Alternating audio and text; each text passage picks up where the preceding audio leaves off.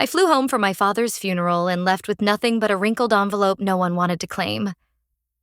I'm Janie, 34, ex-firefighter, currently working maintenance at a halfway house in Missouri. 4 years ago, I left my hometown and told myself I'd never go back unless someone died. Turns out that someone was the man who made it impossible for me to stay.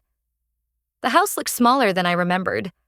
Or maybe I'd just grown too much in the time I spent away from it. I parked across the street so I wouldn't have to pull into the driveway Evan now called his. My older brother, the golden son. The heir. The one who never had to explain himself because Dad had already made up his mind he could do no wrong. When I walked in, nobody looked surprised. Not even a nod from Evan, just a glance up from his glass of scotch like I'd interrupted something mildly annoying. My aunt offered me a dry "you made it," like I was a stray dog someone felt obligated to feed. I hadn't even taken my coat off when the lawyer, Dad's longtime friend Harold, called us to the dining room for the reading. Evan sat back with one arm over the chair, already smirking like he knew the ending. And he did. Of course he did. To Evan Rosser, Harold read, goes the family estate at Long Ridge Lake, including all residential and land rights, along with the majority ownership in Rosser Properties, LLC. Evan didn't even blink, just raised his glass like it was inevitable, like he deserved it. Then Harold paused. To Janie Rosser, he continued, clearing his throat.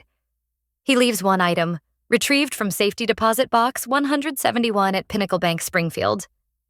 He reached into his briefcase and pulled out a yellowed envelope with my name written in Dad's handwriting, barely legible and crooked like he'd scrawled it with a shaking hand. No instructions, Harold added. Just that you'd understand what to do with it. That was it. No house, no shares, not even a damn apology. Just an old piece of paper folded in half and stuffed in an envelope like a receipt from a store that no longer existed. I didn't even open it at the table. Just stared at it. Heart pounding, throat burning. Evan was already on his second glass, chatting with the lawyer about renovations and lake rights like I wasn't even in the room. Guess he left you something sentimental, Aunt Carol said. Her voice had that sugary Midwest twang that always made cruelty sound polite. You were always the sensitive one. I stood up without saying a word and walked outside. The air was sharp, cold enough to make my hands ache. I didn't cry. Not yet.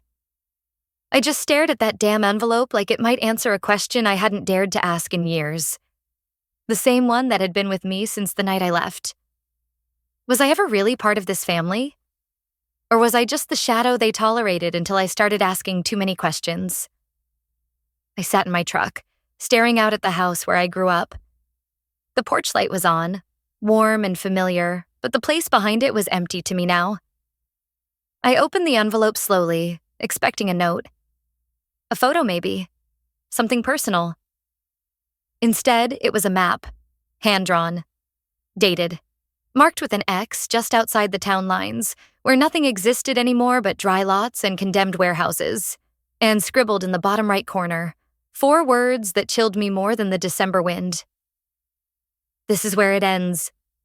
I looked up at the house again, but it felt miles away now. Whatever Dad buried out there, he didn't want Evan to find. And for the first time in years, I wasn't afraid of the truth. I put the truck in drive and headed toward the edge of town. I thought the worst thing he could do was forget me. Turns out he remembered exactly what he'd done. The road out to the place marked on the map wasn't even paved anymore. Just gravel and dirt and the kind of silence you can feel in your jaw. I hadn't been this far west of town since I was 16, back when my dad still trusted me to run deliveries for the family business before I went soft, as he liked to say. It was just past dusk when I pulled off the road. The field was overgrown, all thorn bush and brittle grass that reached up past my knees. A busted chain-link fence surrounded what was left of an old brick structure, collapsed in on itself like it gave up trying to stay whole. The warehouse from the fire. The fire. I never believed the story they told, not even back then. An accidental spark from faulty wiring? On a property Dad had been trying to unload for years? Right after the insurance policy doubled? It never sat right. But by the time I was old enough to really ask, the subject was already off limits. Don't dig up ghosts. My father once snapped when I brought it up over Thanksgiving. But here I was now, alone. And finally, digging. I parked the truck facing the field, headlights cutting across the ruins like some half-forgotten stage. Wind whistled through the fence, sharp and dry, like it had secrets to tell but didn't want to say them out loud. I grabbed my flashlight and stepped through a gap in the fencing. My boots crunched on broken glass and gravel. The air smelled faintly of ash, even after all these years. The X on the map wasn't hard to find. Right behind what was left of a back wall, half buried under a concrete slab, was a rusted handle. I tugged once. Nothing. Twice. It groaned like it hadn't moved in decades. The slab shifted. Beneath it was a metal hatch. No lock. Just a set of hinges and the weight of something my father never wanted anyone to see. It opened with a screech that echoed too far in the quiet. Inside, a narrow set of stairs descended into black. I hesitated for one breath. Maybe two. Then went down. The air was damp. Musty. Like old paper and wet cement. At the bottom, there was a single bulb dangling from a cord. I pulled it. Light flickered, weak but steady. The room was no bigger than a tool shed, but what was inside made my knees go soft. File boxes, stacks of them, each labeled by year. Some marked accounts, others vendor logs, and two simply said settlement. I reached for the nearest one, fingers trembling, and pulled out a folder.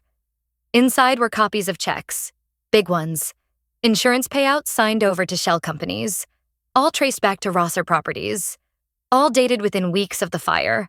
Another folder held blueprints for the warehouse. But these weren't the final designs. These were doctored. The fire was never meant to be an accident. It was planned. And then I saw it. A folder, different from the others, labeled in my mother's handwriting. My breath caught. She died when I was 20, supposedly from a stroke. That was the story. But I'd always remembered how quiet she got in the months before. How she'd started locking her filing cabinet and shredding things that didn't seem important. I opened the folder slowly, afraid of what I might find. Letters, notes, scans of documents, a photo of her holding up a charred notebook next to the burned remains of what looked like accounting ledgers. A post-it stuck to the top said, "If anything happens to me, don't let Janie forget." I dropped to my knees.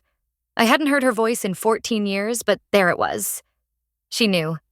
She knew they'd buried this, and she knew I'd be the only one stubborn enough to come looking. Suddenly, a beam of light cut across the room. Someone was at the top of the stairs. I froze. Footsteps. Slow. Deliberate. Not trying to hide. Then a voice. Familiar. Low. Cold. "I told Dad you'd come back. He said if you did, I should finish what he started." I looked up and saw Evan, silhouetted in the doorway holding a gas can. I don't know what's more surreal. Finding a paper trail that proves your whole childhood was built on a fire your family set, or watching your brother walk towards you with a gas can like he's reenacting it. I was still crouched on the concrete, folder in my lap, Mom's handwriting staring back at me like a whisper I'd waited years to hear. Evan stood at the top of the stairs, one hand holding the can, the other curled tight like he was daring me to flinch. He looked almost bored, like this wasn't the first time he'd rehearsed it. "You should have just stayed gone," he said. I stood up slowly, keeping the folder close. My legs were shaking, but my voice wasn't. "So what now, Evan? You gonna light it all over again? Make me disappear too?" He didn't answer, just took one step down, then another. The stairwell was narrow, the air thick with damp and dust and the stale electricity of fear. I could see the twitch in his jaw now, the kind he always got when he was about to do something stupid but couldn't back out. "You think I didn't know about this place?" he said, gesturing to the files stacked behind me.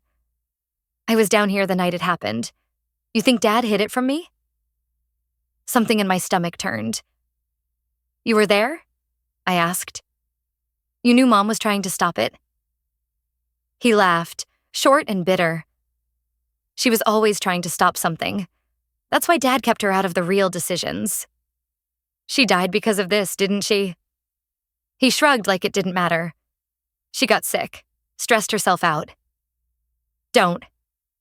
The word came out sharp, louder than I meant it. But he flinched, just a little. I watched her disappear in that house, Evan, I said, stepping forward. She stopped singing, stopped laughing. She hid receipts and cookbooks. She looked over her shoulder when she answered the damn phone. I held up the folder. She was afraid. Of you. Of him. Of this. He stared at me for a long time. Then his eyes drifted down to the folder. You hand that over? We can make this go away. I almost laughed. You think I came all the way back here to go away? He stepped closer. I could smell the gasoline now. Not strong yet. Just faint and bitter, like an idea forming. I'm not playing with you, Janie. I'm not going to prison over some dusty paper trail and your martyr complex. I met his eyes. Then stop pretending this was ever about Dad. This is about you. You let him turn you into this. He raised the can an inch. I'm giving you a chance to leave. Number, you're giving me a choice. Then I did the one thing he didn't expect. I dropped the folder. Right into the pool of light beneath the dangling bulb. I stepped away from it. Slow, steady. His eyes followed it as it hit the floor, paper scattering just slightly. Our mother's voice in ink. The checks, the blueprint, the photo. I already made copies, I said, voice calm now. Sent them to someone who actually knows what to do with it. His jaw tensed. You're bluffing. I'm not. He looked like he was going to say something, but instead he bent down to grab the folder. That's when I saw it. The gun tucked into the waistband of his jeans. I didn't think. I moved. We collided halfway across the room, years of silence and resentment crashing between us. We hit the floor hard. The flashlight spun out of my hand. Papers flew. He shoved me back against the wall, hard enough to knock the breath out of me. For a second, I couldn't see. Couldn't move. Then I heard it. A metallic clatter. The gun had fallen and slid under one of the boxes. He lunged for it, but I was faster. I didn't grab the gun. I kicked the gas can. It tipped. Gasoline splashed across the floor, soaking the papers. Evan froze. You still want to light it now? I asked, voice hoarse. He looked at the mess, at me, at the bulb above us. And then, from somewhere up top, we heard the creak of a second set of footsteps. Another voice called down. You okay down there? It was Marcus, my old friend, the reporter I'd reached out to the night before. I hadn't told Evan. I hadn't told anyone. But he came. And Evan? He finally looked scared. Marcus's voice hit Evan like a slap. He froze mid-step, eyes darting to the top of the stairs, then back to me. His breath was sharp and uneven now, no longer that practiced calm he wore like armor. He wasn't expecting a witness, especially not Marcus Holloway, the one reporter in this town who didn't owe our family a damn thing. Janie? Marcus called again. You in here? I stepped between Evan and the gun that was still lying under the metal shelf. Yeah, I called back, keeping my eyes locked on my brother. We're down here. The silence that followed felt like a held breath. Evan's shoulders tightened like he wanted to finish what he started, but couldn't decide which version would cost him less. Then Marcus's footsteps came faster, heavier, more sure, and Evan backed away.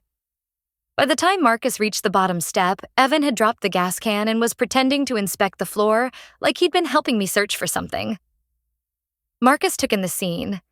The spilled gasoline, the scattered papers, the bruise on my cheekbone I hadn't even realized was there yet. He looked at Evan, then me. What the hell happened down here? Evan straightened like he was about to lie. I beat him to it. He tried to burn it all, I said. The files, the evidence, me. Evan scoffed, tried to play casual. She's being dramatic.